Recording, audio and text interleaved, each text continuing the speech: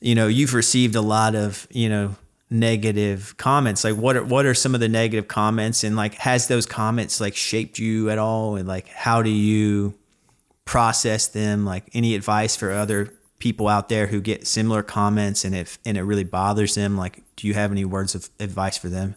Yeah. So yes, that's the thing, when my videos do start to go viral, they're of course reaching people who have no idea who I am. They're just kind of scrolling on Instagram or TikTok, whatever it is.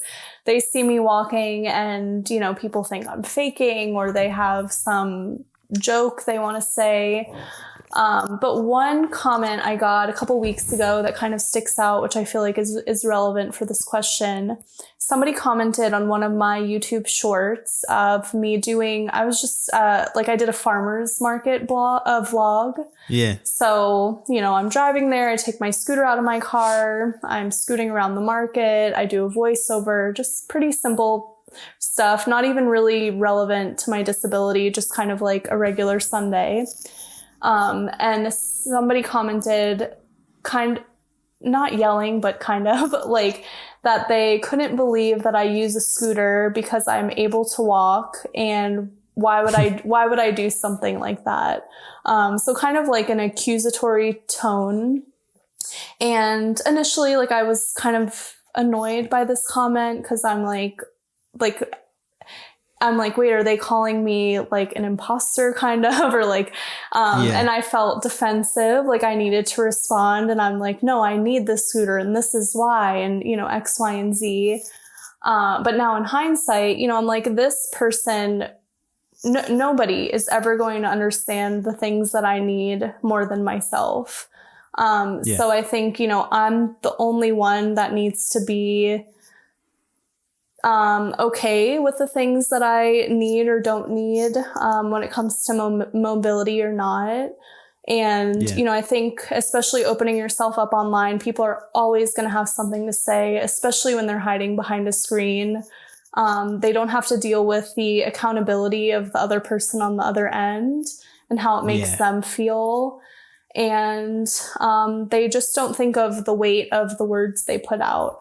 So whenever someone says something really negative to me, I try to think of who they are as a person. Just sitting there scrolling and feeling the need to just write a mean comment to someone they've never met in their life.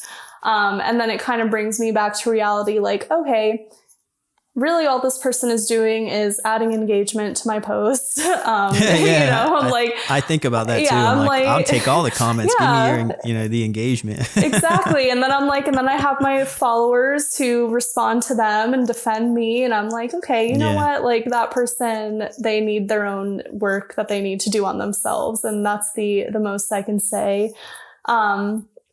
So what I always say is when people comment mean things, it's more of a reflection of themselves and what they're going through than the person who actually posted.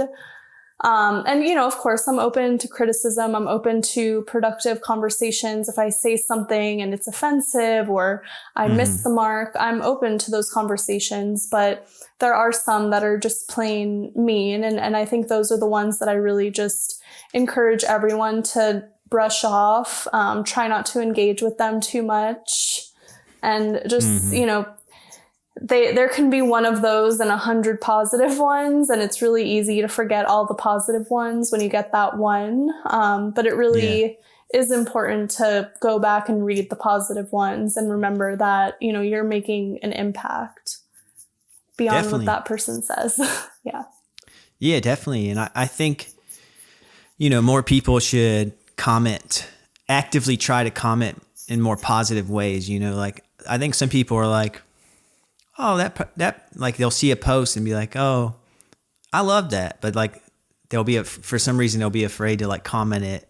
Yeah. And then, but the sadness of it is the person who writes the negative is never afraid to, they'll always type it, they're seeking out something weird, psychologically, they're looking for trouble. Yeah.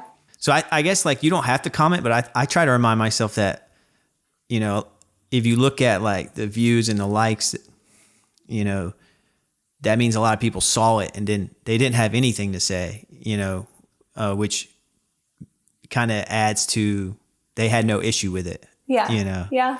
that kind of thing. So I don't know. That's just something I try to think about. And then you also get the, positive, comments, and that helps too. Yeah, no, and even when you're saying that, like, I love the way you just described that. And it also made me think of like Yelp, for example.